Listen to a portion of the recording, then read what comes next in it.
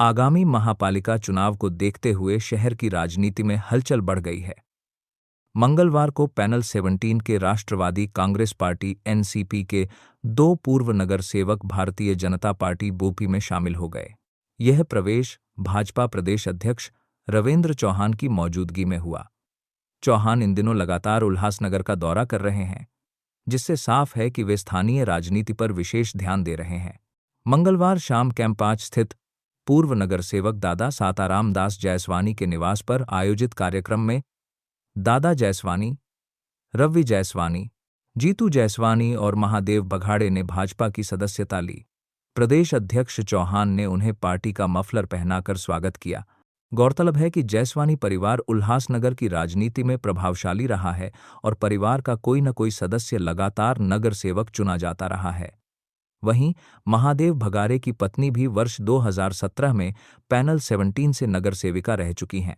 इस मौके पर आमदार कुमार आयलानी, शहर अध्यक्ष राजेश वर्धिया, पूर्व अध्यक्ष प्रदीप रामचंदानी समेत अनेक पदाधिकारी और कार्यकर्ता बड़ी संख्या में मौजूद रहे। राजनीतिक जानकारों का मानना है कि इन बड़े नेताओं के भाजपा में शामिल होने से पैनल 17 में पार्टी की स्थिति और मजबूत होगी तथा आगामी महापालिका चुनावों पर इसका सीधा असर पड़ना तय है। फिर एक बार दो वापस अपने घर में गाड़ी दो मैं शाम सब यार जे के और बंटी मंडल अध्यक्ष सब उजड़ा तो पड़ने था। एक मिनट सर यहाँ पर शांतता क्या।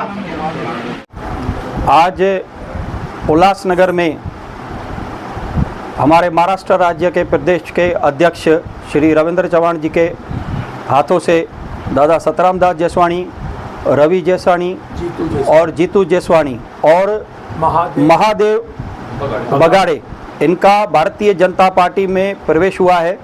आगे आने वाली महानगर पालिका के चुनाव में इससे उल्लासनगर 5 में और 4 नंबर में भारतीय जनता पार्टी बहुत मजबूत होगी और आने वाले समय में महापौर भारतीय जनता पार्टी का बनेगा।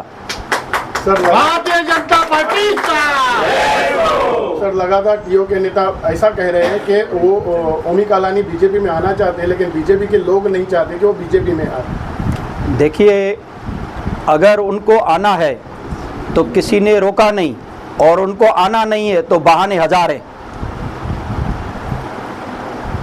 तो बीजेपी में उनके लिए ऐसा भी कहा जा रहा है कि उनके वरिष्ठ नेताओं के साथ कुछ बातचीत शुरू है। तो वरिष्ठ नेताओं से बातचीत चालू है तो उसकी जानकारी वरिष्ठों को ही होगी। देखिए, मैं आम्बेडकरी विचारधारा को मानने वाला एक कार्यकर्ता हूँ। आज तक मैंने जो पढ़ा है या जो अनुभव किया है उसमें महामानव डॉक्टर बाबा साहब आम्बेडकर जी का जो सबसे बड़ा सम्मान है तो वो बगैर कांग्रेस की सरकार ने किया है। बाबा साहब का सबसे बड़ा एक सपना था कि उनके हयात में ही ओबीसी को रिजर्वेशन मिले। इसके लिए ओबीसी आयोग का गठन हो। उनके समक्ष डॉक्टर कालेलकर का आयोग स्थापित हुआ था और उसको नेहरू जी के समक्ष रखने के बाद भी उसकी अमल बजावनी करने के लिए नेहरू जी ने कम से कम जब तक मोरारजी देसाई की सरकार आई नहीं उस तक वहाँ पे डिबेट भी नहीं हुआ और उसकी अमल बजावनी भी नहीं हुई और वैसा का वैसा ही वो जो आयोग है ऐसे ही पड़ा रहा था।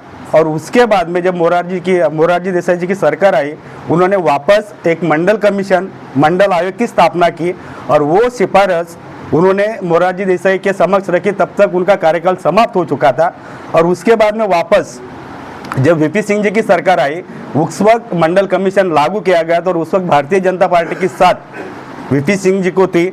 भले उनकी सरकार गिरे लेकिन एक ओबीसी का जो रिजर्वेशन है वो देने का प्रयास बगैर कांग्रेस सरकार ने किया है।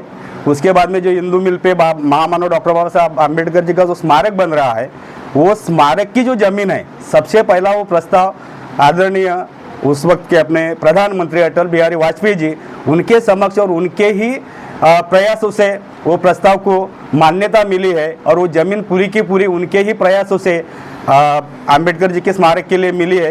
ये सब बातें बहुत सारी बातें हैं कि कांग्रेस ने सिर्फ बाबा साहब के नाम का एक उपयोग किया है और जो गैर कांग्रेसी जितनी भी सरकार आई है उन्होंने बाबा साहब आम्बेडकर जी का सम्मान किया है। ये सब कार्य से प्रेरित होकर मैं आदरणीय मोदी जी का, देवेंद्र फडणवीस जी का और हमारे प्रांताध्यक्ष रविंद्र चौहान जी का एक नेतृत्व मानते हुए आज भारतीय जनता पार्टी में प्रवेश कर रहा हूँ। भारतीय जनता पार्टी आप अजीत पवार गुट से नगर सेवक रहे थे। नहीं तो नहीं, मैं अजीत पवार गुट का नहीं हूँ। मैं शरद पवार साहब के पार्टी से, जब अखंड पार्टी थी उस वक्त 2017 में घड़ियाल निशाने पे नगर सेवक था। उसके बाद में जब अजीत पवार जी ने पार्टी खोली तो मैं अजीत पवार जी के साथ में गया नहीं। निशान तो अजीत पवार साहब के पास नहीं, उस वक्त मैं चुन के आया था, उस वक्त शरद पवार जी के साथ में था। जब अजीत पवार जी के पास गया तो मैं कहीं भी राष्ट्रवादी अजीत पवार गुट के प्लेटफॉर्म पे नहीं था। मेरी इच्छा नहीं थी जाने की, मैं तटस्थ रहा, घर में बैठा रहा। यहाँ जो स्थानिक नगर सेवक थे अजीत पवार गढ़ से, तो आप तो उनके साथी रहे हो, काफी साथ में काम ही कर रहे हो अभी तक दोस्ती है यार। अगर आपके आसपास कोई भी घटना घटती है तो अपने मोबाइल पर कैद करें और हमारे व्हाट्सएप नंबर 9021499607 पर भेजें, या हमें इस मोबाइल नंबर पर यानी कि 9021499607 पर कॉल करें।